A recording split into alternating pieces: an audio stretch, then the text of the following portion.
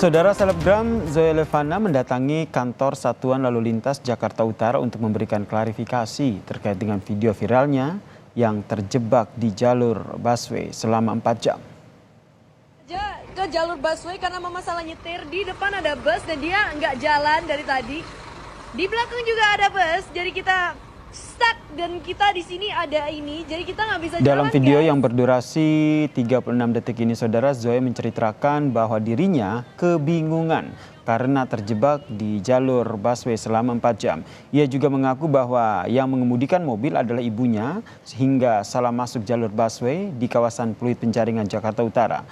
Selebgram ini pun pada Rabu siang mendatangi kantor Satuan Lalu Lintas Jakarta Utara untuk memberikan klarifikasi. Ia bilang tidak sengaja masuk jalur Transjakarta. Kita nggak sengaja masuk ke busway.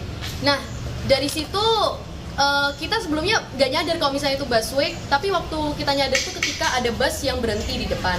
Kita akhirnya panik. Terus kita mau ke belakang, tapi ada bus juga di situ. Kita turun berdua, terus tanya sama bapak belakangnya, "Pak, mundur dong, Pak." Nah, bapaknya bilang nggak bisa karena ini ada 2 bus lagi di belakang terkoneksi gitu. Nah, terus kita ke supir depan, bapaknya sama-sama orang Jawa bilang sama kita, "Nggak bisa, Bu, ini soalnya kita nunggu penumpang sampai bisnya penuh." Nah, di situ kita ngobrol lah sama bapak supirnya, dia bilang, "Bu, ini tolong dong viralkan, Bu, untuk busway-nya karena akhir-akhir ini kurang ramai seperti biasanya. Kita mau viralkan lagi biar lebih ramai lagi dan lebih banyak penumpangnya." Nah, dari situ saya tergerak sebenarnya karena Setelah mendapatkan keterangan dari selebgram Zoe dan ibunya, polisi akhirnya menilang ibu Zoe yang saat itu bertindak sebagai sopir mobil yang masuk ke jalur Transjakarta.